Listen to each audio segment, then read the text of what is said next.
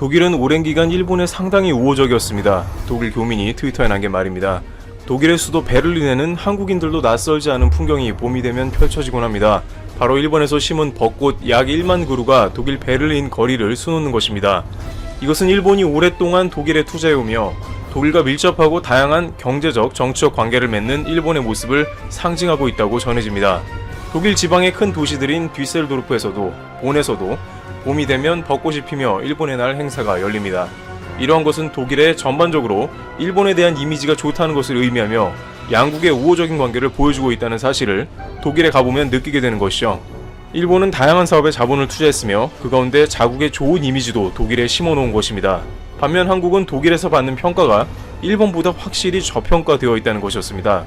2013년 영국 BBC의 조사에 의하면 65%의 독일인이 한국의 부정적인 평가를 내리고 있는 것으로 조사되었습니다. 사실 이러한 수치는 한국인들이 크게 놀랄 만한 조사 결과입니다. 왜냐하면 한국에서는 독일과 일본을 비교했을 때 극단적으로 독일 편을 들기 때문입니다.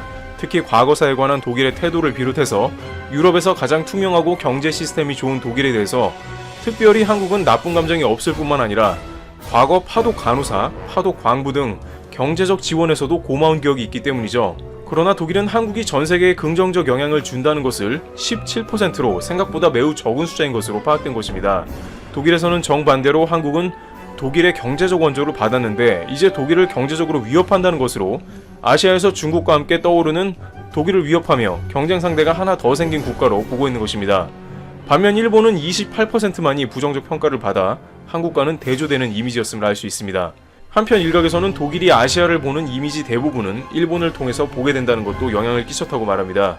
독일 언론 역시 많은 동북아시아 관한 뉴스나 자료는 일본의 언론사를 통해 아시아를 조명하기 때문에 일본은 자세하고 좋은 점을 중점적으로 알게 되는 반면 다른 국가에 대해서는 정보가 많이 부족하게 됩니다. 일본이 많이 투자를 했으니 일면 당연한 것이기도 합니다만 독일의 긍정적이던 한국 입장에서는 다소 억울할 수 있습니다.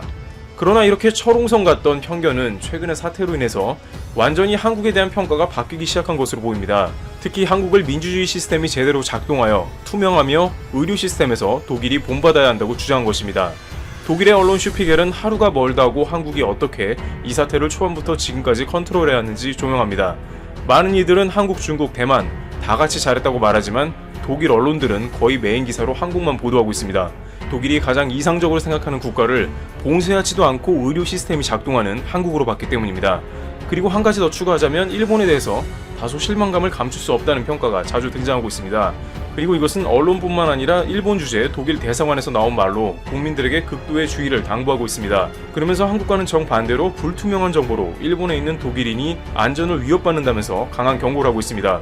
이것을 두고 SMP에 인터뷰한 도쿄 국제대 교수는 독일이 일본 당국 대처를 보고 민주주의 시스템이라고 하기에는 매우 어려운 상황이라고 평가했으며 이러한 정보 은폐는 독일 성향상 극도로 싫어하는 것이라고 언급했습니다.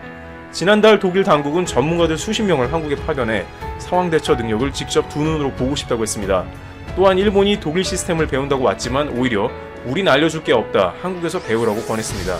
이와 같이 불과 5년 전만 해도 한국은 독일의 그다지 좋은 평판이 아니었으며 그저 자신의 잠재적인 경쟁 상대에 지나지 않았으나 이제 한국은 자신들의 의료 시스템을 독일에 공개하고 도움을 주기도 하며 과거 한국 경제를 지원했던 은혜도 갚는 동시에 독일에서 인식하는 한국에 대한 이미지가 이전과는 비교도 안 되게 올라가는 국격 상승을 경험하고 있다는 것이 체감되고 있는 상황입니다. 또한 독일은 한국의 노하우를 배워 유럽 전체를 돕고 있는 선순환도 일으키고 있기 때문에 한국이 이번 사태를 통해서 유럽연합에도 적지 않은 긍정적 영향력을 끼치고 있음이 증명된 셈입니다. 이스라엘은 이와 관련 한국의 국가 이미지가 이번 일로 한층 개선되었다면서 한국은 미래가 밝다고 평했습니다.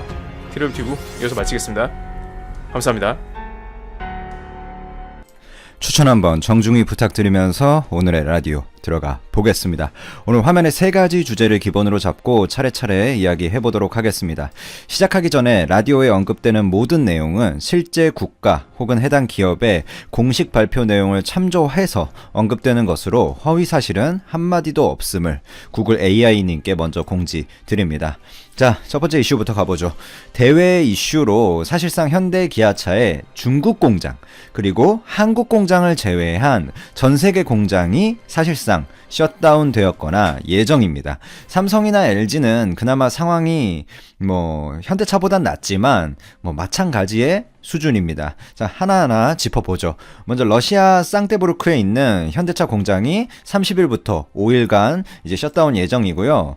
블라디미르 푸틴 러시아 대통령이 이제 휴무를 선포 조치를 했죠. 그러니까 뭐 이거는 빼박 수준이고, 현대차 터키 공장 역시 27일부터 이제 오늘부터죠, 가동을 멈추기로 했고, 이건 아예 재개를 언제 할지도 정해지지 않았어요. 그리고 현대차가 이제 미국의 엘라베마라든지 체코, 브라질의 그 상파울루, 그리고 인도 첸나이 공장, 그리고 기아차로 치면 조지아, 미국 조지아라든지 슬로바키아, 인도 안드라프레데시, 여기 멕시코 공장도 있고, 이런 데들이 다 가동을 이미 중단했거나 멈출 예정입니다. 그러니까 뭐 조금의 약간의 차이는 있지만 결론적으로 그냥 모든 걸 단순화시켜서 한마디로 이야기하면 한국, 중국 빼고 뭐 정말 소수 빼고는 다 글로벌 생산 기지가 셧다운 됐다. 그리고 곧 있으면 된다. 뭐 요 정도로 정리할 수 있을 것 같습니다.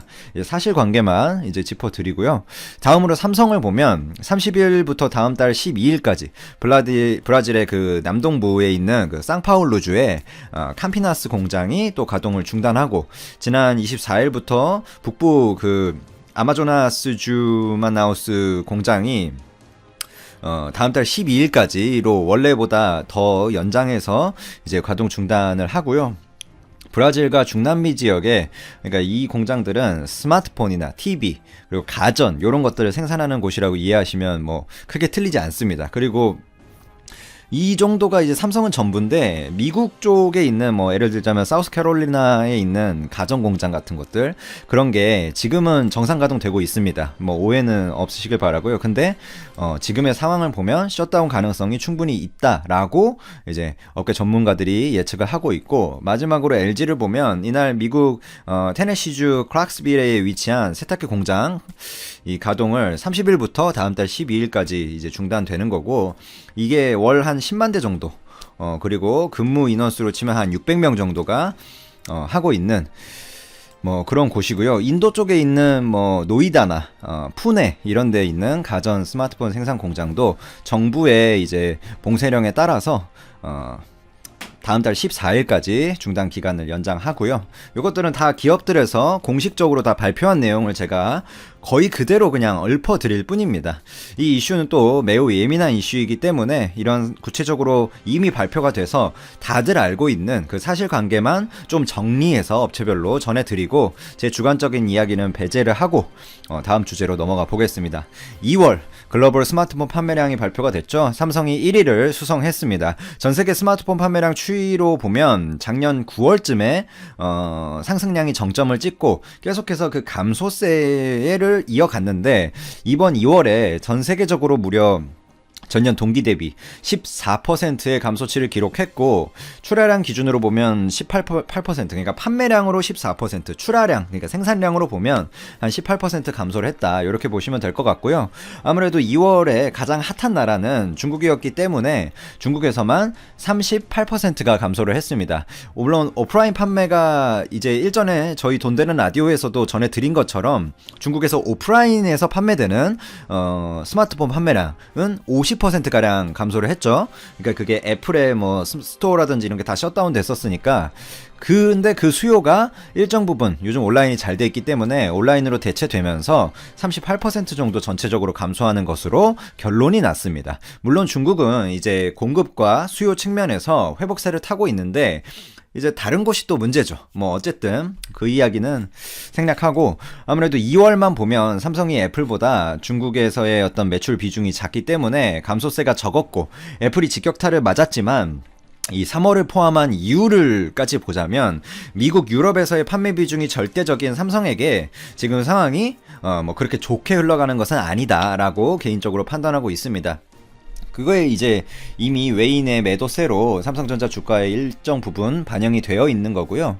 하지만 근본적인 측면에서 장기적으로 보면 이번 이슈는 결국에 그 흐름을 보시면 다들 아시겠지만 결국은 극복할 수 있는 선으로 해석이 되고 있고, 스마트폰이라는 이 소비재가 선택적 수요에 의한 소비재임은 본질적으로 맞지만, 그러니까 스마트폰을 안 쓰는 사람도 있잖아요.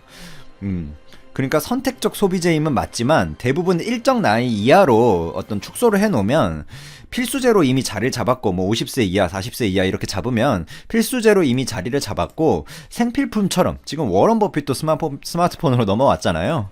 생필품처럼 일정 위기가 지나가면 다시 교체 수요가 더 받쳐줄 것이다. 그때 이제 패스트 팔로워의 모습을 던져버리고 이런 폴더블 폰과 5G로 퍼스트 무버로서의 모습을 보여주고 있는 삼성이 이 IM 부분에서는 분명 반등의 여지가 있다라고 개인적으로 판단을 합니다. 뭐 DS 부분, 그러니까 디바이스 솔루션, 반도체랑 디스플레이가 디바이스 솔루션이죠. 디스플레이도 차량용에도 이제 디스플레이가 많이 적용이 되고 있고 그 LCD 부분에서 어느 정도 탈피를 했기 때문에 뭐 LG 디스플레이한테도 긍정적으로 좀 보고 있고요. 근데 삼성 디스플레이는 한 가지 좀 위기 요소가 이제 BOE가 중소형 디스플레이 쪽으로 밀어붙이고 있다는 게 조금은 불안 요소긴 하지만 근본적인 기술력 격차는 아직도 한참 벌어져 있고 이 FA라든지 이제 그 삼성 폰에 들어가는 그 OLED 디스플레이는 절대적인 양을 삼성이 다 공급을 합니다. BOE는 품질 테스트도 떨어졌고요. LG가 그나마 조금 한 10% 정도 조금 공급하고 어쨌든 그 정도 상황이고 반도체로 봐도 현재 유튜브 뭐 구글 등 또 뭐 페이스북 이런데 영상 화질을 강제로 낮출 만큼 사람들이 재택근무라든지 뭐 그런 쪽으로도 그렇고 트래픽이 폭발하고 있는 것은 삼성에게 당연히 좋은 요소죠. 서버용 반도체 수요에 있어서. 자, 이 정도로 두 번째 주제 마무리하고 마지막 주제로 가보죠. 이 주제는 이제 글로벌적은 아니고 우리나라 한국 안에서는 좀 굉장히 또 예민할 수 있는 국가적 주제라서 제 개인적인 의견 없이 발표된 사실만 이것도 나열하도록 하겠습니다. 이 산업은행이 보도자료를 오늘 낸 거죠. 이번 사태로 인한 이 금융시장 경색으로 유동성 부족에 직면한 유동성이란 것은 그거죠. 이제 두산중공업의 이야기인데 현금 흐름이 캐시플로우가 조금 두산중공업이 당장 좀 빚을 갚을 뭐 예를 들자면 뭐 단기 사채라든지 이런 것들이 보다 갚으려면 뭔가 매출 채권이나 뭐 선지급금 이런 거 받아서 갚거나 뭐 이래야 되는데 그런 현금 흐름이 조금 그런 거를 신용 경색 뭐 이렇게 표현을 하는데 좀 안 좋다. 그거에 대해서 이제 대주주 등의 자구적 노력, 그러니까 자기가 노력한다는 걸 전제로 채권단이 긴급 운영자금 1조 원을 지원하기로 결정을 했습니다. 요거에 대해서 산은과 그 쪽에서 처음에는 우린 그런 그러니까 두산중공업에서 먼저 공시를 냈어요. 1조 원 대출이 결정됐다. 근데 산은이 나는 그런 거 대출해 준다고 한 적 없다 이러면서 엇박자를 냈는데 아무래도 두산중공업에서 일단 어느 정도 당연히 그거는 두산중공업이 미친 것도 아니고 당연히 어느 정도 그 아랫선에서의 교류는 이루어진 상태였겠죠. 근데 땅땅땅 하기 전에 두산중공업이 먼저 공시를 낸 거죠. 왜냐면 마음도 급하고 이거 안 되면 지금 회사 큰일 나게 생겼으니까 공시를 낸 것 같은데 어쨌든 뭐 마무리는 잘 돼가지고 1조는 뭐 지원을 받는 걸로 결정이 됐고 이번 지원이 이제 이거는 이 말들은 다 제가 말하는 말들이 아니에요. 최대현 이번에는 산은의 기업 금융 부분 부행장이 또 브리핑에서 말한 게 이번 지원이 구조조정 원칙에 따라 모든 이해관계자 그러니까 계열사 애들도 있고 대주주도 있고 두산의 임직원분들도 있고 저도 아는 분들이 있는데 다른 어떤 채권 금융기관도 형평성 있게 분담을 해야 된다. 그리고 이 채권단이 지원 의지를 바인 만큼 회사가 조기에 또 캐시플로우가 정상화되길 바란다 뭐 이런 말들을 했었죠. 구체적으로 보면 계열사 지분과 두산 타워 있죠. 그것을 담보로 전체 채권액은 4조 9천억 원. 이 중에 국내 은행이 보유한 채권이 한 3조 정도 되고 수출입은행이 1조 4천억 원. 그리고 산업은행이 좀 가장 1조 그리고 산업은행이 그 7,800억 원 그 정도 되고 우리은행이 2,270억 원 그리고 SC 그 제1은행이 한 1,000억 1,700억 원 잘 기억이 안 나는데 그렇게 해서 뭐 그 다음엔 좀 작아요. 그래가지고 외국 의계 은행이나 회사채 뭐 전자 단기 사채 등 기타 차입이 한 1조 8,950억 원 정도 될 거예요. 그러니까 산은과 수은이 이선 지원금 1조 원을 5대5로 나눠서 5천억 원씩 해가지고 공급을 하고 산은이 이날 채권은행 회의에서 다른 은행에 뭐 동참을 요청했는데 그거 뭐 되겠습니까? 그거는 지금 가능성은 높지 않게 보고 있고요. 두산그룹 측 주식을 보면 계열사가 가진 지분과 부동산 이런 것들, 뭐 예를 들면 두산 솔루스라든지 두산 퓨어셀 그리고 두산 메카텍 이런 데 있잖아요. 그런 지분 가치가 있는 주식과 함께 두산 타워도 담보가 제공될 예정이고요. 담보 가치는 이제 지원금액에 조금 더 이제 상응할 것으로 보이고, 오너 3세, 4세들이 보유한 주식을 담보로 잡고 뭔가 경영 정상화에 진짜 끝을 보겠다, 뭐 요런 태도로 일단 두산중공업이 임하는 것 같습니다. 근데 뭐 상황은 그렇게 좋지가 않죠. 여러 가지 금융시장 불안으로 인해서 자금 조달이, 신용 세사채 이런 걸로 통한 자금 조달이 지금 굉장히 어려운 상황이고, 지난 17일부터 또 주상중공업과 그 비슷한 그 신용 등급, 그러니까 BBB 등급 기업은 기업 어음, 그러니까 CP죠. 그다음에 전자 단기사채 뭐 이런 것들 발행은 사실상 막혔고요.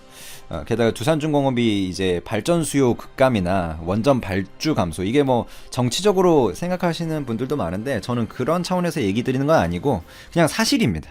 그래서 매출이 지금 급감했고, 그러므로 인해 신용등급이 지금 BBB보다 더 내려갈 수도 있다, 뭐 이렇게 일단